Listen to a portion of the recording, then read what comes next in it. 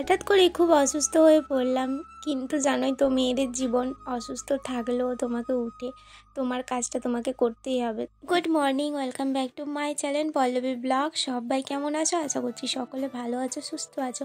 আবার একটা নতুন ভিডিও নিয়ে চলে আসলাম তোমাদের সঙ্গে শেয়ার করতে। তো সকালবেলা যথারীতি উঠেছি, নিচের কাজ হয়ে গেছে। নিচের কাজ বলতে গেলে নিচের চা খাওয়া, বাবুকে খাওয়ানো, ব্রাশ করা, ওকে ব্রাশ করানো, এগুলো আমার কমপ্লিট হয়ে গেছে। তারপর আমি চলে এসেছি ওপরে। তো ওপরে এসে এখন বিছানাটা গুছিয়ে নিচ্ছি। আজকে ভাবছি আর ঘরটা নাতা দেবো না, কারণ নাতা প্রত্যেক দিন একদিন ছাড়া ছাড়া দিই।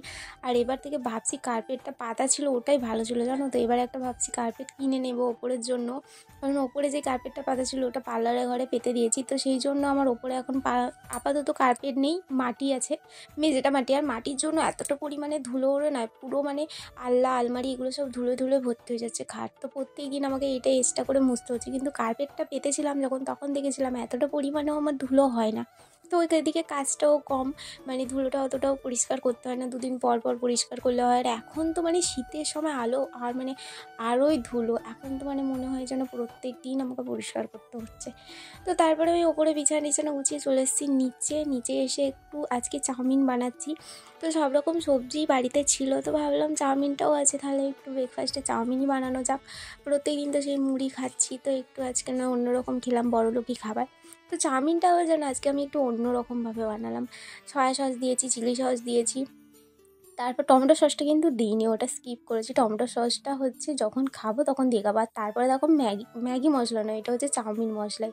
আমি এটা চাউমিন মশলাটা কিনে নিয়ে এসেছিলাম, দেখতে পেয়েছিলাম দোকানে, তো ভাবলাম কিনেই নিয়ে যাই, দেখি কেমন টেস্টি হবে। কিন্তু সত্যি বলছি এরকমভাবে চাউমিন খেতে আমার একদমই ভালো লাগে না, জঘন্য খেতে লাগছিলো। আমি সবাইকে কি বলবো, আমারই তো খেতে বাজে লাগছিলো।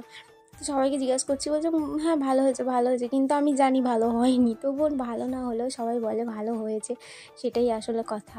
মানে সবাই বলে, বাবাও বলে। আর তোমাদের দাদাভাই বলছিল চাউমিনটা একটু শক্ত হয়ে গেছে, কিন্তু ওই যে ফ্লেভারটা খারাপ লাগছে ওটা কিন্তু বলেনি। কিন্তু আমার একদম ভালো লাগেনি, আমার এমনি নর্মাল চাউমিনটাই বেশি ভালো লাগে, জানো তো। এরপরের বার থেকে আমি ওগুলো একদম কিছুই দেবো না।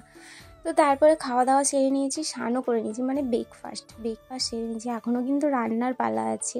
আর শীতকালের বড় কাজ এই যে স্নানটা কিন্তু আমার আজকে হয়ে গেছে। তো সবজি টবজি সব কেটে রেখে তারপর স্নানটাও সেরে নিলাম।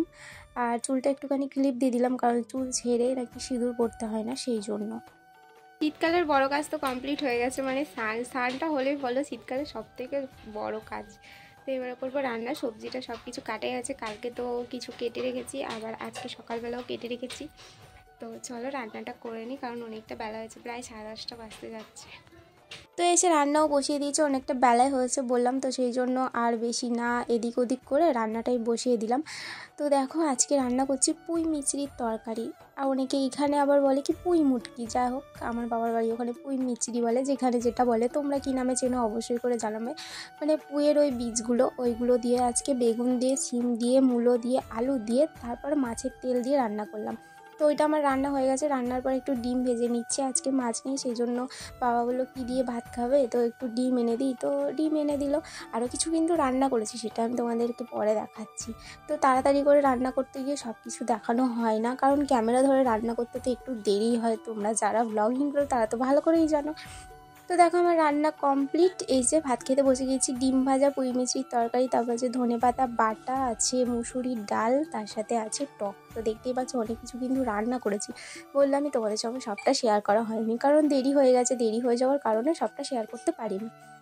তো এই যে এখন হচ্ছে সন্ধ্যা, তো আমি শুয়ে আছি, আমার শরীরটা ভীষণ খারাপ, ভীষণ বলতে ভীষণ খারাপ। হঠাৎ করে কেন শরীরটা খারাপ হলো আসলে কি বলো তো, ওই যে পুঁই মিচড়ি, চাউমিন এইসব খেয়েছিলাম, তো আমার মনে হয় গ্যাস হয়ে গেছে, তো সেই জন্য শরীরটা খুবই খারাপ লাগছে। আর একটু পেটে ব্যথা করছে, তো সেই জন্য আমি এখানে শুয়ে আছি। আর আমার ছেলে দেখো এখানে বাদাম ভাজা খাচ্ছে বসে বসে। আর তোমাদের দাদাভাই এখন কি নিয়ে এসছে দেখো, একে শরীর খারাপ, তার মধ্যেও ও এটা নিয়ে এসছে। আসলে ওরও দোষ নেই, কারণ ও যখন বাইরে গিয়েছিল আমার এতটা শরীর খারাপ ও দেখে যায়নি। তো তারপরে এই যে চিকেন নিয়ে এসছে রাত্রিবেলা। তো রাত্রিবেলা চিকেনটা আবার আমাকে বানাতে হবে। বাড়িতে একটা ফিশ থাকলে কিন্তু সত্যি খুবই ভালো হয়। এই যে এখন যে চিকেনটা নিয়ে আসলো, শরীরটা খারাপ, আজকে আর বানাতাম না। আজকে না বানালে কি হতো, কালকে বানালে হতো।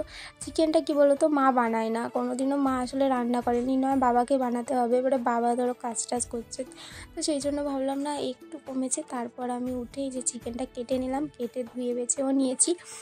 তারপরে আমি এখানে রান্না বসিয়ে দিয়েছি। আজকে একটু ফুলকপি দিয়ে চিকেন রান্না করব, খুব সুন্দর খেতে লাগে জানো তো। তোমাদের সঙ্গে শেয়ার করা হয়নি, কিন্তু আমি আগেও করেছি, মানে আগের বছরে যখন ফুলকপি শীতকালে তখন আমি কিন্তু ফুলকপি দিয়ে মাংস রান্না করেছিলাম। কিন্তু ঝোল বানালে হবে না, কষা কষা বানাতে হবে। আর মা কেটেছিল আলুগুলো, এত ছোটো ছোটো কেন বলো তো, আলুর তরকারি করবে বলে কেটেছিল। তখন তো জানিনি ও চিকেন নিয়ে আসবে, তো সেই জন্য ছোটো ছোটো করেই কেটেছিল। তো ওইগুলো দিয়েই আমি চিকেনটাকে করে নিচ্ছি। ছোটো হোক বড়ো হোক সবই তো পেটেই যাবে, তাই না? আর বাড়িতেই খাবো, আর তো অন্য কেউ বাইরের কেউ আসছে না, তো যাই হোক চলে যাবে, তাই না? তো মাংসটাকে যা যা দিয়ে কষাতে হয়, মানে আদা রসুন, তারপরে জিরে বাটা, টমেটো, পেঁয়াজ, কাঁচা লঙ্কা, সব মশলা দিয়ে ভালো করে কষিয়ে এই যে রান্নাটাও করে ফেলেছি। কিন্তু আমি খেতে পারিনি, শরীরটা আবার ভীষণ খারাপ হয়ে গেছিলো, শুয়ে পড়েছিলাম। এটা হচ্ছে পরের দিন কাঁচা লঙ্কা আর জল চিনি মুড়ি খেলাম, কারণ বললামই একটু অ্যাসিডিটি করছে, তার মধ্যে একটু শরীরটাও অন্য দিক থেকেও খারাপ আছে, তো সেই জন্য একটু নুন চিনি আর কাঁচা লঙ্কা দিয়ে মুড়ি খেলাম। ওটাই পেটটাও ঠান্ডা থাকবে আর শরীরটাও খারাপ করবে না। তারপরে এই যে সবজিগুলো কেটে রাখলাম, আর মা বললো আমি রান্না করে নেব। মাকে বললাম তুমি করো যতটা পারবে, আমি স্নানটা করি, তারপরে দেখছি এসে স্নানটা করে আমি করব। মাখতে এলাম তেল, শীতের সময় দেখো এই তেলটাও জমে গেছে, তো তেল তো মাখতে পারলাম না। এই যে দেখতেই পাচ্ছ ঢালতে যাচ্ছি কিন্তু তেল বেরোচ্ছে না, সেই জন্য ওকে আবার নিচে নিয়ে গেলাম, গরম করলাম, তারপরে মাখলাম। তো স্নান পান করে রান্নাটা করেছিলাম। রান্নাটা বলতে শুধু মাংসটা একটু গরম করেছিলাম, কালকে তো মাংস খাওয়া হয়নি, আর আলু ভেজেছিলাম। তো আজকে আলু ভাজা আর মাংস ঝোল, তার সাথে একটু টকও ছিল। বন্ধুরা আজকের ভিডিওটা আমি এখানে এন্ড করছি। ভিডিওটা কেমন লাগলো অবশ্যই কমেন্টে জানিও। আর ওই যে বাবু এখন দুষ্টুমি শুরু করেছে, ও এখন আমার ভিডিও দেখবে, সেই ভিডিও দেখে ও নাচ করবে, তো সেই জন্য দুষ্টুমি করছে। তো চলো টাটা।